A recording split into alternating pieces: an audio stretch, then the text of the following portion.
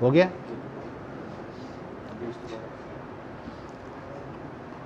قال لا تقوم الساعة حتى يمر الرجل بقبر الرجل فيقول یا لیتنی مکانہ.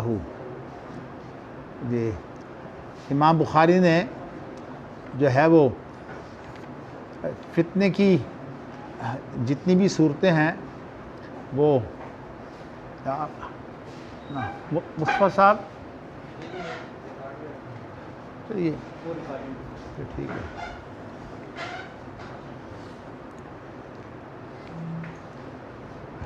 ان میں سے بدترین صورتحال جو ہے اس کی طرف اشارہ کیا ہے کہ صورتحال بہت ہی بدترین ہو جائے گی. جی آپ اگر حمزہ صاحب کے ساتھ بیٹھ کر کام کرنا نا کام ابھی رہتا ہے میں یہ لگا کے پھر جاتا ہوں. جی ہاں آپ لگا کے ادھر چلے جائیں, اس لیے کہ میرا خیال یہ میں کچھ تھوڑی دیر جی بہتر جو ہے وہ بات کروں گا, پھر اس کے بعد جی قیامت اس وقت تک واقع نہیں ہوگی جب تک کہ جو قبر کے اندر لوگ دفن ہیں اور جو باہر کے لوگ ہیں جو دنیا میں ہیں, جب وہ قبر والوں کے پاس سے گزریں تو اس بات کی خواہش کریں کہ کاش اس کی جگہ پر ہم مر چکے ہوتے. یہ بہت بڑی بات ہے کہ انسان جو ہے اس موت کو جو ہے وہ ناپسند کرتا ہے, لیکن فتنے اتنے بڑھ جائیں کہ ایک آدمی یہ سمجھے کہ میرے لیے جو ہے وہ موت بہتر ہے, اور وہ اس بات کا جو ہے وہ رشک کرے, یعنی جو فوت شدہ لوگ قبروں میں ہیں ان کے بارے میں جو ہے یعنی اس طرح کا رشک کرے کاش کہ میں اس کی جگہ پر ہوتا. اچھا جی, اب نبی اکرم صلی اللہ علیہ وسلم کا فرمان جو ہے سند تو جو ہے وہ کوئی اس کے اندر کوئی خاص اشکال نہیں ہے. لا تقوم الساعۃ, تو قیامت قائم نہیں ہوگی یہاں تک کہ ایک آدمی جو ہے وہ کسی شخص کی قبر کے پاس سے گزرے گا اور کہے گا کہ یا لیتنی مکانہ, ہوا کاش کہ اس کی جگہ میں یہاں دفن ہوتا. یعنی انسان جب موت کی آرزو کرے تو اس کا معنی یہ کہ بہت بڑا ہی فتنہ ہوتا ہے. آپ دیکھیے نا, جب آدمی جو ہے وہ اتنی تکلیف میں ہوتا ہے کہ تکلیف برداشت نہ کر سکے تو پھر کہتا ہے کہ چلو مجھے موت آ جائے. احساس کے ساتھ یہ فتنوں کو ہم فتنہ سمجھے تو فتنوں کو فتنہ ہی نہ سمجھے. یہ بات تو خیر درست ہے, لیکن میں آپ کو بتاؤں کہ اس طرح کے فتنے بھی آئیں گے کہ انسان جو ہے وہ نظر انداز نہیں کر سکے گا. اس لیے کہ فتنے جو ہیں وہ کچھ چھپے ہوئے فتنے ہوتے ہیں, کچھ ظاہر فتنے ہوتے ہیں. جی کوئی ایسی بات ہو تو مفتی صاحب بیٹھے ہوئے ان سے بات کر لیا کریں, ان سے پوچھئے فتنے کیا ہوتے ہیں. باب تغیر الزمان حتی توبۃ الاوثان. حدثنا ابو الیمان اخبرنا شعیب عن الزہری قال قال سعید بن المسیب اخبرنی ابو ہریرہ رضی اللہ عنہ ان رسول اللہ صلی اللہ علیہ وسلم قال لا تقوم الساعة حتى تضطرب الیات نساء دوس علی ذی الخلصہ وذو الخلصہ طاغیۃ دوس التی کانوا یعبدون فی الجاہلیہ. امام بخاری نبی اکرم صلی اللہ علیہ وسلم کے تقریباً 200 سال بعد امام بخاری جو ہیں وہ موجود ہیں, اور اس وقت ہی انہوں نے یہ کام کیے ہیں. بخاری کی تدوین وغیرہ کا جو کام ہے یہ بھی انہوں نے اتنے عرصے کے بعد کیا ہوگا. تو چونکہ ان کی وفات ہو گئی ہے 256 میں, یعنی تقریباً 146 سال اللہ کے رسول کے بعد ان کی. تو اب صورتحال جو ہے وہ نہیں یعنی 246 سال 246 سال بعد. ٹھیک ہے جی. تو اب آپ بتائیے کہ آثار جو ذہین لوگ ہوتے ہیں وہ تو سمجھ جاتے ہیں آثار سے ہی، تو لیکن دوسرے لوگوں کو احساس نہیں ہوتا۔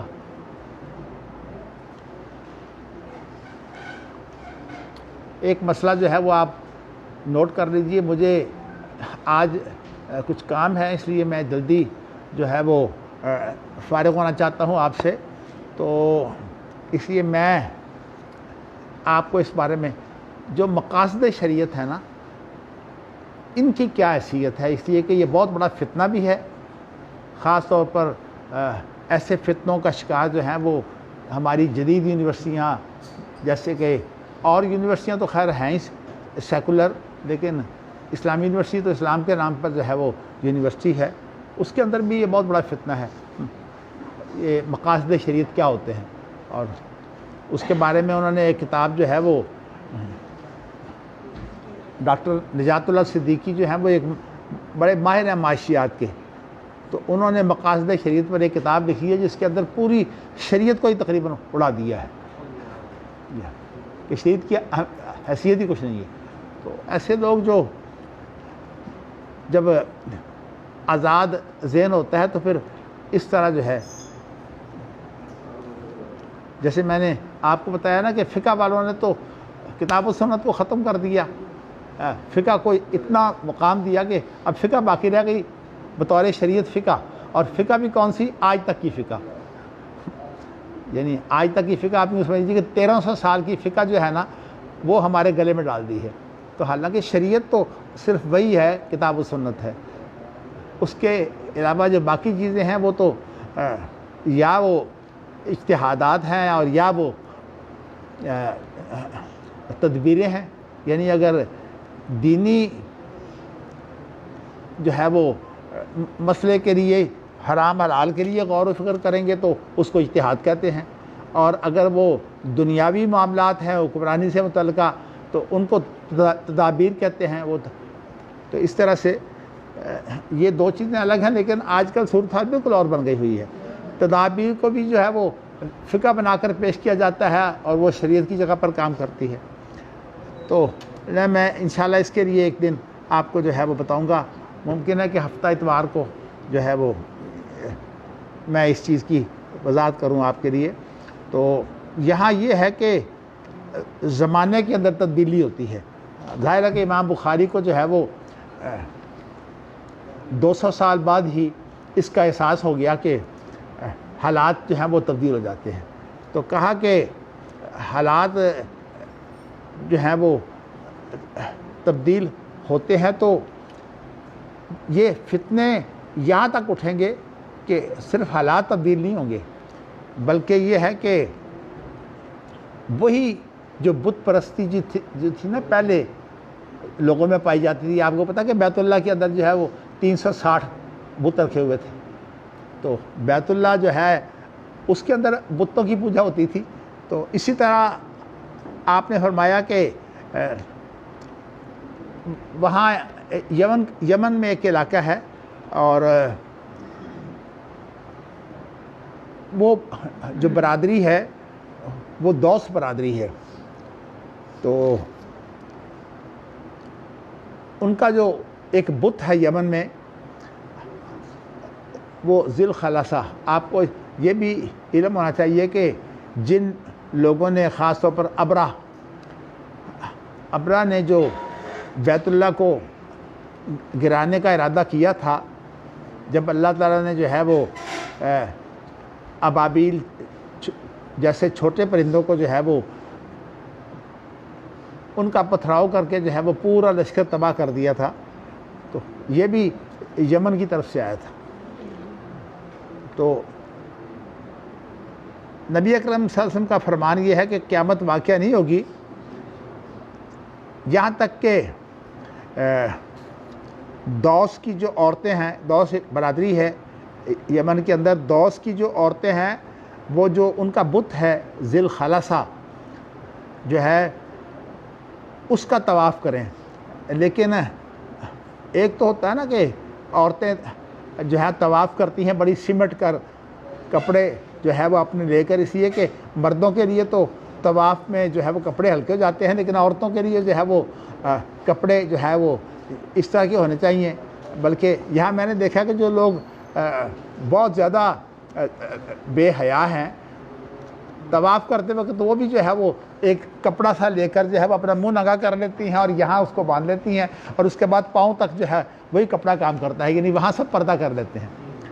تو لیکن یہاں نبی اکرم صلی اللہ علیہ وسلم نے فرمایا کہ ہوں گی تو وہ بے حیا عورتیں، اس لیے کہ الیات کہتے ہیں یہ چوتڑ کو، یہ جو حصہ ہے نا خاص طور پر انسان کا یہ جو بھاری ہوتا ہے، عورتوں کا یہ بھاری حصہ جو ہے یہ عورتوں کی ہاں یہ خوبی سمجھی جاتی ہے. تو اس لیے جب عورت جو ہے وہ کم کپڑے پہن کر جو ہے وہ چلے پھرے تو اس کے یہ حصے جو ہے نا یہ پچھلے آدمی کو نظر آتے ہیں کہ یہ جو ہیں یہ کپڑوں کے اندر جو ہیں یہ جو حرکت کر رہے ہیں. تو اضطراب کے معنی ہوتے ہیں اس طرح یعنی کانپنا، یہاں تک کہ ان کے جو چوتڑ ہیں وہ جو ہے وہ کانپیں. الیات، الیہ کی جمع ہے، الیہ کہتے ہیں چوتڑ کو. تو یعنی دوس کی عورتوں کے، اور بت جو ہے وہ ذل خالصہ، خود امام بخاری نے جو ہے وہ اس کو بیان کیا ہے، وذل خالصہ طاغیت و دوس نلتی کانوا یعبدون فی الجاہلیہ. ذل خالصہ وہ بت ہے، طاغیہ اصل میں اس چیز کو بولتے ہیں جو اللہ کے مقابل کھڑی کر کے جو ہے وہ اس کی اطاعت کی جائے اور اس کی عبادت کی جائے. جیسے کہ ہمارے ہاں جو ہے وہ دستور کی پوجا ہوتی ہے جو ہمارا اپنا بنایا ہوا ہے، اور قرآن و حدیث جو ہے اس کی کوئی اہمیت نہیں ہے، اسے جب چاہیں ہم چھوڑ دیں، اس کی تعویل کر کے جو ہے وہ لوگ جو ہیں وہ اسے چھوڑتے ہیں جن کو نہ قرآن کا ترجمہ آتا ہے اور نہ حدیث کا پتہ کہ حدیث کیا ہوتی ہے.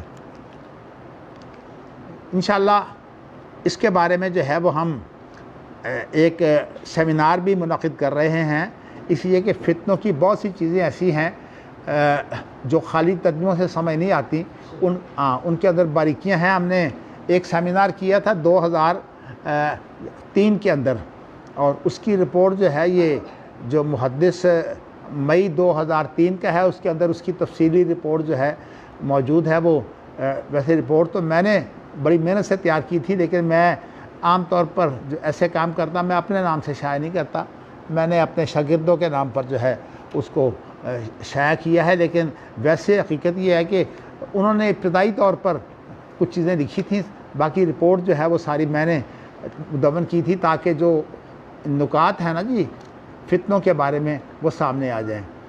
تو آپ کو پہلے بھی بتا چکا ہوں کہ جو شریعت کے اندر الہیات ہے نا وہ تو اصل میں عقل سے بالا ہے. عقل سے بالا ہونے کا معنی یہ ہے کہ اللہ کے بارے میں چونکہ اللہ جو ہے وہ جہاں ہماری عقل پہنچتی نہیں ہے، اللہ کی تو جو ہے وہ جو صورتحال ہے، یعنی اللہ کائنات کو چلا رہا ہے، جو ہمارے دنیاوی کام ہیں وہ بھی جو ہے وہ اللہ ہی چلا رہا ہے، وَمَن يُدَبِّرُ الْأَمْرَ. لیکن یہ ہے کہ الہیات ان چیزوں کو بولتے ہیں جن کا تعلق جو ہے وہ اللہ رب العالمین کی ذات سے ہو، یا فرشتوں سے ہو، یا جنت اور دوزخ سے ہو، یا قبر کے جو برزخی معاملات ہیں، یہ جو ہیں یہ تو اللہ سے متعلق ہوتے ہیں ان معنوں میں کہ ان کے اندر ہمیں شرعی ہدایات موجود ہیں. باقی تو ہر کام ہی اللہ سے متعلق ہے، قُلْ إِنَّ الْأَمْرَ كُلَّهُ لِلَّهِ، ہر کام ہی اللہ سے متعلق ہے. لیکن یہ ہے کہ دنیاوی کام ہوتے ہیں. میں بتانا یہ چاہتا ہوں کہ اس کے بارے میں ہم نے جو ہے وہ بہت سے اصول اس وقت جو تھے وہ طے کیے تھے، لیکن اس وقت یہ احساس نہیں تھا کہ کچھ مسائل اس کتاب الفتن میں ایسے آئے ہیں کہ وہ بڑے اہم ہیں. خاص طور پر یاجوج ماجوج آپ کو کچھ بتا بھی چکا ہوں، لیکن اس پر مزید میں چاہتا ہوں کہ علماء کو بلا کر جو ہے وہ گفتگو کی جائے. اسی طرح جو ہے وہ جیسے کہ اب یہ فتنے جو ہیں یہ کس قسم کے فتنے ہیں ان کے بارے میں انشاءاللہ ہم کریں گے، اور امید یہی ہے کہ ذرا سی ایک مہینے کے بعد ہم کوشش کریں گے کہ ایسا اجتماع بلائیں. ہاں ایک بات میں آج آپ کو واضح کرنا چاہتا ہوں کہ میرا آج کا جو یہ درس ہے یہ صرف 1 بجے تک میں خطاب آپ سے کروں گا. اس کے بعد مجھے کچھ ضروری کام ہیں اپنے دفتری اور میرے ساتھ جو ہیں وہ دوسرے حضرات بھی مصروف ہیں، مصطفیٰ صاحب اور حمزہ صاحب، تو میں نے ان کے ساتھ کام کرنا ہے، تو اس لیے آج میں صرف ترجمہ کر دیتا ہوں، تو اس لیے جو تفصیلات ہیں وہ انشاءاللہ تعالیٰ میں کوشش کروں گا ہفتہ اتوار کو، لیکن آپ مجھے یاد کرانا جو نقطہ میں نے ایک آپ کو بتایا نا مقاصد شریعت کا، یہ بھی یاد کروانا، میں انشاءاللہ تعالیٰ ہفتہ کے روز اس پر گفتگو کروں گا، ٹھیک ہے جی؟ ہاں جی انشاءاللہ۔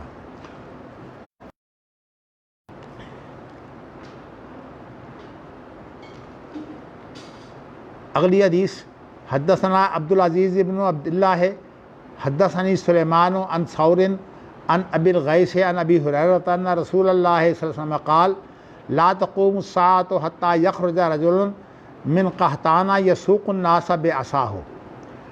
ابو ہریرہ سے پہلی روایت بھی ابو ہریرہ سے ہے، یہ بھی ابو ہریرہ کی حدیث ہے کہ رسول کریم صلی اللہ علیہ وسلم نے فرمایا قیامت واقعہ نہیں ہوگی یہاں تک کہ قحطان، یہ بھی قبیلہ جو ہے وہ یمن میں ہے۔ اب جو آدمی جو مہدی کے دعوے کے ساتھ 1980 کے اندر جن لوگوں نے بیت اللہ میں پناہ لی تھی یا قبضہ کیا تھا، اصل میں الگ الگ تعبیریں ہیں لوگوں کی، تو ان کا جو خیال یہ تھا کہ ہمارے اندر مہدی ہے، تو محمد بن عبداللہ قحطانی اس کا نام تھا۔ تو میں انشاءاللہ ایسے فتنوں کے بارے میں جو ہے وہ اللہ تعالیٰ مجھے ایسے مواقع مہیا کرتے ہیں کہ میں خود جو ہے وہ اپنی آنکھوں سے بھی دیکھ لیتا ہوں۔ یہ فتنہ میں نے اپنی آنکھوں سے دیکھا تھا، میں اس وقت میں بھی اور میری اہلیہ دونوں ہی جو ہیں وہ بیت اللہ میں تھے۔ چلیے جی، تو یہ ہے کہ وہ شخص نہیں، اس کا تو آپ نے دیکھ لیا نا عشر، تو یہ آدمی جو نکلے گا تو یہ مراد اس سے امام مہدی نہیں ہے، اس سے مراد جو ہے وہ امام مہدی کے بعد اس نے نکلنا ہے۔ تو ایک آدمی جو ہے وہ قحطان سے نکلے گا اور لوگوں کو یہ اپنی لاٹھی سے ہانکے گا۔ کیا مطلب کہ حکومت جب انسان طاقت سے کرتا ہے تو پھر جو ہے محاورہ بولا جاتا ہے، جیسے ابو جام کے بارے میں نبی اکرم صلی اللہ علیہ وسلم نے جو ہے وہ کسی کو مشورہ دیا تھا کہ وہ اپنے کندھے سے لاٹھی نہیں نیچے کرتا، تو معنی یہ ہے کہ وہ سخت گیر شوہر ہے، تو اس لیے آپ نے مشورہ دیا تھا کہ نکاح کے وقت کہ بھئی ایک عورت نے آپ سے مشورہ کیا تھا، تو ابو جام کبھی پیغام تھا اس کے لیے، تو ابو جام کے بارے میں آپ نے تبصرہ یہ کیا تھا کہ یہ شخص جو بڑا سخت گیر ہے، یعنی گویا کہ آپ کا مشورہ یہ تھا کہ اس کے ساتھ تم شادی نہ کرو۔ چلیے جی، تو یہ بھی آپ نے ترجمہ تو سن لیا ہے۔ اب اگلا باب ہے باب و خروج النار، کہ ایک بہت بڑی آگ نکلے گی۔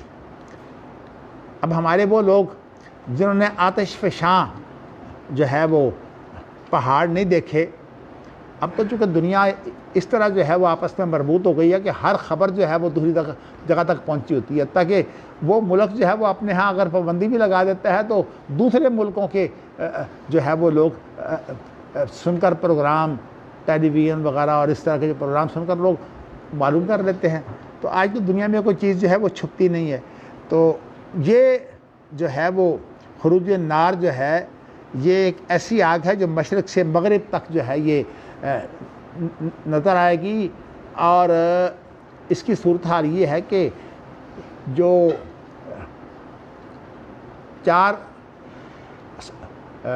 500 کلومیٹر یا 300 میل تک جو ہے یہ اس آگ کی روشنی جو ہے کہ اس روشنی کے اندر جو ہے وہ اونٹوں کی گردنیں جو ہے وہ نظر آئیں گی، یعنی اتنے دور سے 400-500 کلومیٹر یا 600 کلومیٹر، اس لیے کہ ویسے تو کہا جاتا ہے کہ جو شام کا علاقہ ہے یہ مدینہ منورہ سے جو ہے وہ 300 میل دور ہے۔ تو چلیے، اب تو آج کل کلومیٹر چلتا ہے وہ جو ہے اس کے حساب سے، تو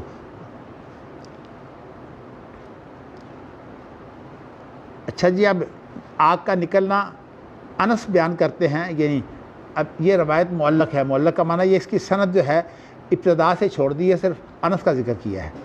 قال النبی صلی اللہ علیہ وسلم اول و اشراط الساعۃ نار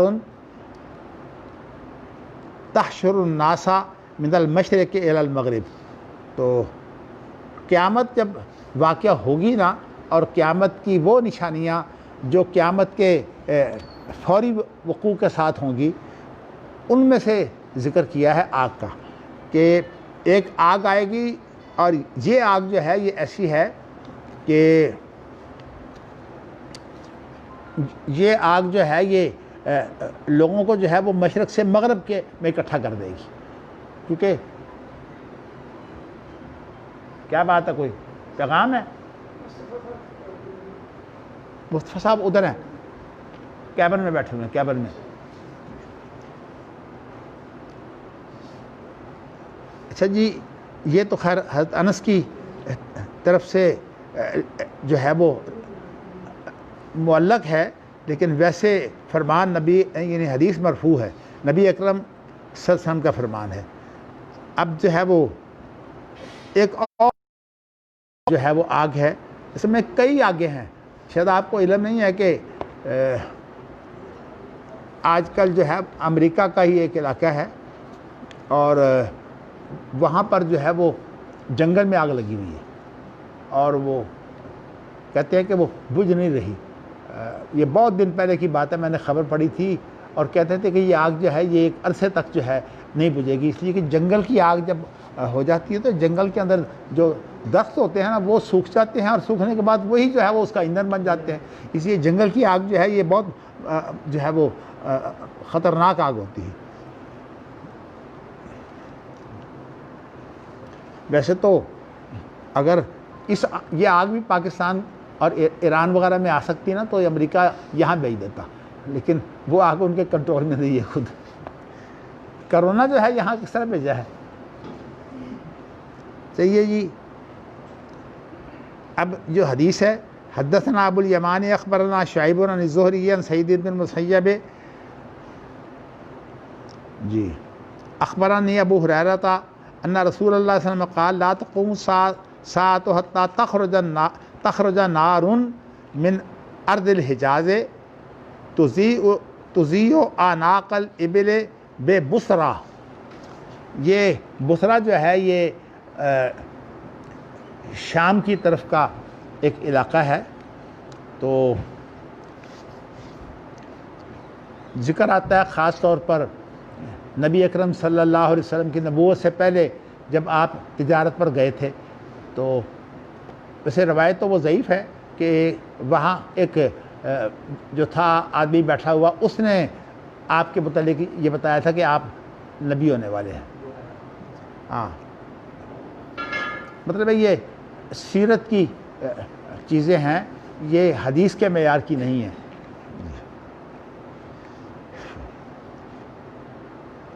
ایسے نقطے جو ہیں وہ آپ نوٹ کر لیا کریں. یہ بھی نقطہ بڑا اہم ہے، سیرت اور حدیث کا جو فرق ہے. انشاءاللہ جو ہے مجھے جب موقع ملتا ہے تو میں تو اس طرح کی چیزیں، میں نے بتایا کہ ٹائم تھوڑا ہے اس لیے میں آج یہ چیزیں چھوڑ رہا ہوں. حدیث کا، سنت کے اور تاریخ کے جو اصولوں کا فرق ہے تھوڑا سا میں یہ بھی انشاءاللہ کسی دن بیان کروں گا.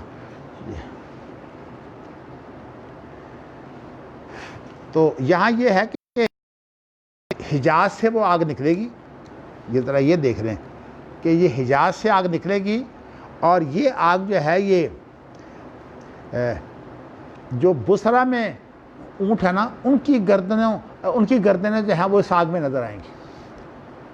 بتائیے کہ اگر 500 کلومیٹر یا اس سے کم و بیش دور سے وہ جو ہے وہ آگ سے اونٹوں کی گردنیں نظر آئیں گی تو وہ آگ کتنی خطرناک ہوگی. لیکن یہ حجاز سے نکلنے والی ہے. اگر وہ اصل میں اور ہے، یہ اور ہے. اصل میں قیامت کی کچھ ایسی نشانیاں ہیں جو قیامت ایک ابتدا ہو جائے تو یہ نشانیاں ایسی ہیں جو قیامت سے پہلے ہوں گی، اور ان کے ساتھ یہ معلوم ہوتا ہے کہ قیامت جو ہے وہ قریب آنے والی ہے. تو ویسے آپ کو بتاؤں نا کہ دجال جو ہے اس دجال کے نکلنے کی ابھی احادیث جو ہیں وہ آئیں گی انشاءاللہ ہفتے اتوار کو. تو میں یہ کہنا چاہتا ہوں کہ دجال جو ہے وہ ہر نبی نے اس سے ڈرایا ہے. اب آپ بتائیے کہ اللہ کے لیے تو کوئی مشکل نہیں. جس اللہ نے ابلیس کو جو ہے وہ اتنی اب جو ہے وہ طاقت دے دی ہے کہ وہ دنیا بھر میں ہر انسان کے پاس جو ہے وہ اپنے چیلے بھیجے یا خود جائے اور جا کر ان کو گمراہ کرے. تو اس طرح اللہ نے دجال کی بھی ایک آزمائش کر دی ہے. تو تھا تو یہ بھی ایک جن، یعنی جو عزازیل ابلیس جو ہے. اب یہ ہے کہ اس کی عمر اب اتنی نبی اللہ نے کر دی ہے اور اس کو اتنی مہلت دے دی ہے. اس طرح اگر کسی انسان کو اللہ تعالیٰ جو ہے وہ کیونکہ ہر نبی نے دجال سے ڈرایا ہے، یہ بڑی خطرناک بات ہے. چلیے وہ دجال کی بات میں انشاءاللہ آپ کو بتائیں گے. یہ آپ کو گزر چکی ہے کون سی؟ اصل بات یہ ہے کہ ایسی آگ حجاز سے یہ واقعہ ہو چکا ہے. لیکن میں کہتا ہوں کہ اصل میں ایک واقعہ جو ہے وہ ہم اتنے زیادہ ماضی پرست ہو گئے ہیں کہ ہم پچھلی بات جو ہے نا اس کے اوپر پھر یہاں تک جو ہے وہ ٹھہر جاتے ہیں کہ پتہ نہیں اس سے مراد جو ہے وہ کون سی آگ ہے. ابھی بہت سی آگیں جیسے میں نے آپ کو بتایا کہ ان دنوں امریکہ میں آگ لگی ہوئی ہے. تو لیکن حجاز کی آگ، ہیں جی حجاز میں ویسی آگ لگ چکی ہے مدینہ میں. جی ہاں یہ لگ چکی ہے. ویسے تو آپ کو بتاؤں کہ جو غزوہ ہند ہے نا وہ بھی ہو چکا ہے. غزوہ ہند جو ہے یہ محمد بن قاسم کا ہے جو ہند پر ہوا تھا. ویسے محدث کے اندر ایسے مضمون موجود ہیں، آپ پڑھا کریں نا، خاص طور پر یہ پیش گوئیوں کے بارے میں جو میں نے آپ کو بتایا مئی 2003 کا. اور اسی طرح جو ہے یہ جو مضمون ہے غزوہ ہند کے بارے میں یہ بھی جو ہے وہ میں نے ایک مضمون شائع کیا تھا. اس کے اوپر جگہ جگہ میں نے تبصرہ کیا تھا کہ یہ ذہن غلط ہے کہ یہ کشمیر کی لڑائی ہے، اس لیے کہ اب تو ہند جو ہے وہ اس میں کشمیر الگ ہے، پاکستان الگ ہے، بنگلہ دیش الگ ہے. لیکن اللہ کے رسول نے جو فرمایا تو اس وقت یہ سارا ہی جو ہے وہ شبہ کارہ ہندیہ تھا. چلیے جی اب آگے چلتے ہیں. تو اس کے بعد اگلی حدیث ہے حدثنا عبداللہ بن سعید الکندی حدثنا عقبۃ بن خالد حدثنا عبید اللہ عن خبیب بن عبد الرحمن عن جدہ حفص بن عاصم عن ابی ہریرہ جی قال قال رسول اللہ صلی اللہ علیہ وسلم یوشک الفرات ان یحسرا یا یحسرا دونوں طرح جائز ہے ان کنز من ذہب فمن حضرہ فلا. تو یہ بھی ابو ہریرہ سے روایت ہے کہ نبی اکرم صلی اللہ علیہ وسلم نے فرمایا کہ قریب ہے کہ فرات یہ ایک دریا ہے، اب بھی موجود ہے لیکن اب بہت سی اس کی حالت بدل چکی ہے. یعنی پہلے تو ان دریاؤں سے ہی سارے کام دیے جاتے تھے، اب تو اور بھی بڑے ذرائع آ گئے ہیں. تو قریب ہے کہ فرات جو ہے وہ ننگا ہو جائے. اس کے معنی ننگا ہونے کے ہوتے ہیں کہ ننگا ہو جائے یعنی ایسے خزانے سے جو سونے کی قسم میں سے ہوگا. اب یہ ہے کہ اگر فرات کے اندر جو ہے وہ پانی خشک ہو جائے، جیسے اللہ تعالیٰ نے فرعون کو ڈبونے کے لیے موسیٰ علیہ السلام کے لیے جو ہے رستے بنا دیے تھے، تو اگر یہ فرات کے اندر جو ہے یہ خشک ہو جائے اور خشک ہونے کے بعد جو ہے وہاں سے جو ہے وہ خزانہ نکلے، تو اب وہ خزانہ کیا ہے انشاءاللہ جب میں یہ یاجوج ماجوج کے بارے میں گفتگو کروں گا اس وقت بہتر تو یہ ہے کہ آپ کو میں ذمہ دار بناؤں، لیکن آپ نے مجھے پتہ ہے مطالعہ کرنا نہیں ہے. خاص طور پر وہ شمارہ جو ہے نا وہ اگر جو ہے وہ کچھ لوگ مانگیں تو ان کو جو ہے فوٹو اسٹیٹ کرا کے بھی دے دو اصغر صاحب، جس کے اندر پیش گوئیوں کے بارے میں اصول پیش کیے گئے ہیں. خاص طور پر میں بتاؤں نا کہ اہل حدیث حدیث کا نام تو بہت لیتے ہیں لیکن حدیثوں میں غور نہیں کرتے، تو اس لیے بڑی ضرورت ہے. اب یہ بخاری جو ہے وہ اگر ہمارے علماء نے صحیح طرح پڑھی ہوتی تو مجھے پڑھانے کی ضرورت نہیں تھی. اللہ تعالیٰ بہر صورت ایسے لوگ بہت موجود ہیں جو مجھ سے بہت بہتر کام کرنے والے ہیں، لیکن میں عام جو بات کر رہا ہوں اللہ تعالیٰ مجھے کسی بھی تکبر سے بچا کے رکھے. تو یہاں جو ہے نا من ذہب، اس کو جو ہے ذرا عام کرنے کی وجہ سے اب کیا مسائل پیدا ہوئے ہیں تو اس کے متعلق میں انشاءاللہ جو ہے وہ آپ کو ذکر کروں گا. فمن حضرہ، جو شخص جو ہے وہ اس موقع پر موجود ہو جب کہ فرات سے جو ہے وہ خزانے نکلیں گے تو فلا یاخذ منہ شیئا، وہ اس میں سے کچھ نہ لے. تو کچھ نہ لے کا مفہوم جو ہے کیا یہ ہے کہ وہ بالکل وہاں سے دے ہی کچھ نہیں، یا اس کا مفہوم ہے کہ اس کے لیے لڑائیاں نہیں ہونی چاہیے. یہ تعویلیں جو ہیں یہ انشاءاللہ تعالیٰ ان کے اوپر گفتگو کروں گا میں انشاءاللہ تعالیٰ ہفتے کے اتوار کو، آپ مجھے یاد کروانا انشاءاللہ. قال عقبہ، تو اسی روایت کے اندر جو ہے وہ عقبہ بن خالد ہے نا، تو اب وہ ایک اب یہ معلق روایت ہے، اس لیے کہ عقبہ سے جو نیچے ہے، لیکن ویسے اس کو معلق نہ کہیں بلکہ یوں کہیں کہ عقبہ کے اوپر جو ہے وہ دو سندیں ہیں. عقبہ کا ایک استاد ہے عبید اللہ، اس کے بعد حبیب بن عبد الرحمن ہے، پھر اس کا دادا ہے حفص بن عاصم، پھر اس کے بعد ابو ہریرہ ہے. تو اب اس کے لیے جو ہے اب نئی سند کہ عبید اللہ تو پہلی سند میں تھا، اور اس کے بعد جو ہے وہ خبیب کی جگہ پر جو ہے ابو الزناد ہے. حدثنا عبید اللہ قال حدثنا ابو الزناد عن الاعرج. اب یہاں سند ساری بدل گئی ہے، اور اس کے بعد پھر ابو ہریرہ جو ہے انہی کی حدیث ہے. تو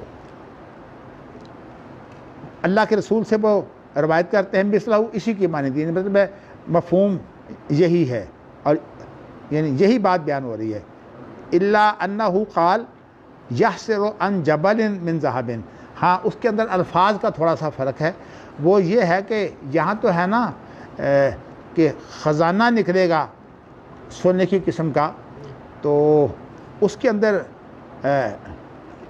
یہ ہے کہ پہاڑ نکلے گا، یعنی سونے کا پہاڑ ہوگا. بات یہ ایک دوسرے کے ساتھ جو ہے یہ حدیثیں میں نے جیسے بتایا، اللہ مجھے توفیق دے. جی اچھا جی، اس کے بعد جو ہے وہ حدیث اگلی بھی پڑھ لیں. میرے خیال میں آج شاید ایک حدیث رہ جائے گی جس کا میں نے ترجمہ نہیں کرنا، پھر یہ کتاب الفتن ختم ہو جائے گی. وہ میں انشاءاللہ ہفتے کے روز اس حدیث کو پڑھاؤں گا.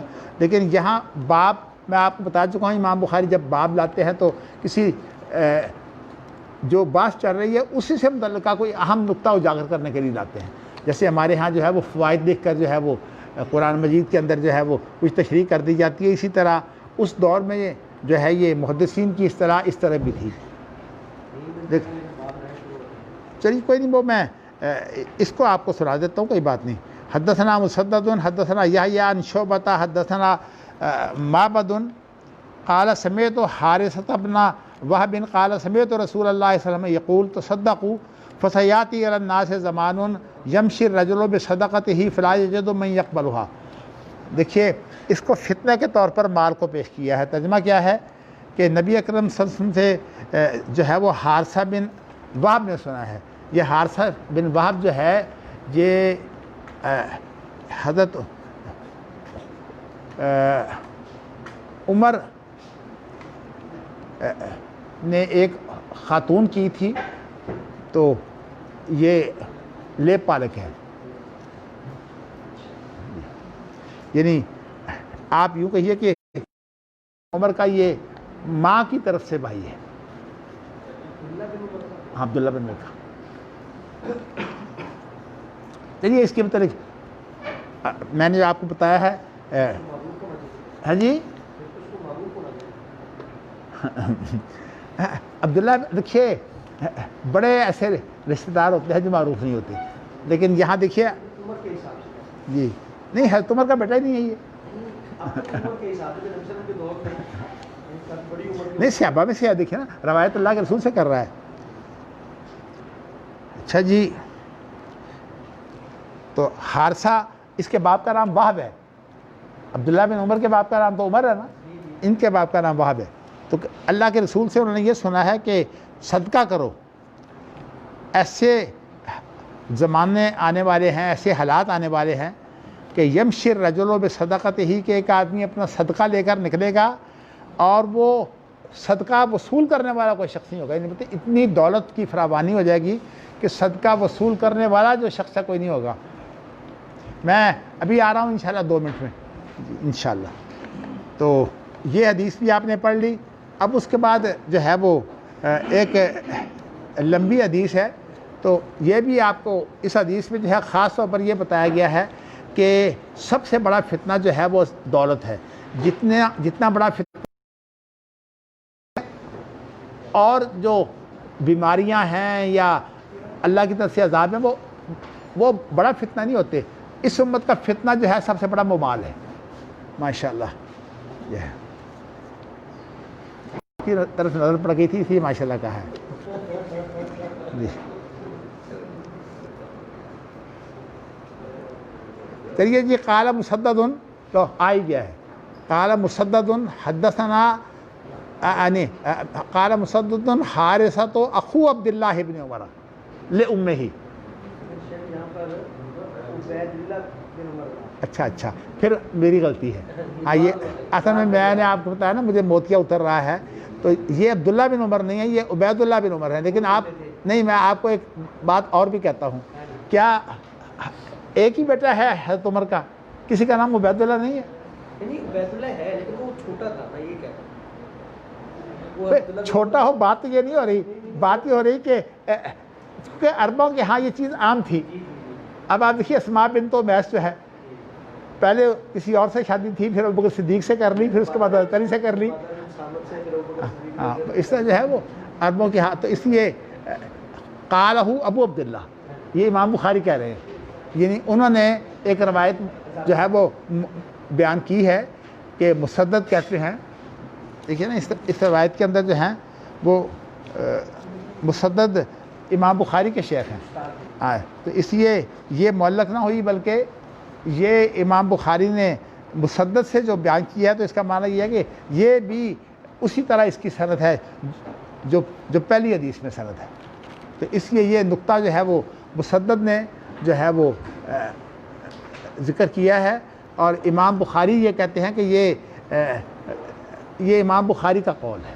یعنی کہنے کا مقصد یہ ہے کہ یہ آپ حدیث میں سے نہ سمجھیے، بلکہ امام بخاری نے وضاحت کی ہے. یعنی اللہ کے رسول کی بات نہیں ہے کہ یہ جو ہے وہ اخیافی بھائی ہے. اس کو اخیافی بھائی کہتے ہیں جو ماں کی طرف سے ہو.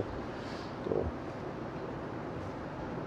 اس لیے میرا جو ہے وہ ابھی تک تو یہی رائے ہے. باقی مجھے اپنے کاموں کی وجہ سے بعض دفعہ یہ جو باریک تحقیقیں ہیں میں جو ہے وہ دیکھتا ہوں، تو پھر مجھے جو ہے وہ زیادہ ہو جاتی ہیں. ویسے میں عام طور پر یہ کوشش کرتا ہوں کہ جو اس وقت آپ کو نئی دنیا کے مسائل درپیش ہیں نا، ان کے بارے میں آپ کو زیادہ تشریح کروں. تو اسی لیے میں نے جو ہے وہ آپ کو بتایا کہ ہم سیمینار کر رہے ہیں. تو آج میں نے آپ کو یہ بھی بتا دیا کہ اب میرا ٹائم جو ہے وہ آپ کے ساتھ جو میں نے آج رکھا ہوا تھا نا، وہ 1 بجے تک تھا. اس لیے جو لوگ آن لائن جو ہیں وہ سن رہے ہیں، وہ سمجھے کہ میں ان سے اجازت چاہتا ہوں، اس لیے کہ مجھے کوئی ضروری اپنا ادارتی کام ہے، میں ان کو انجام دے دوں. باقی یہ حدیث جو ہے انشاءاللہ تعالی یہ ہفتہ کے روزہ میں انشاءاللہ تعالی جو ہے اس کو پڑھیں گے بھی، اس کا ترجمہ بھی کریں گے. اور اس کے اندر بہت سی جو ہے وہ ایسی نشانیاں جو فتنے کے طور پر ہیں ان کا ذکر ہے، ان کی انشاءاللہ تشریح بھی کریں گے. شکریہ. اس کے بعد پھر دجال کا ذکر آ جائے گا. حدیث ہے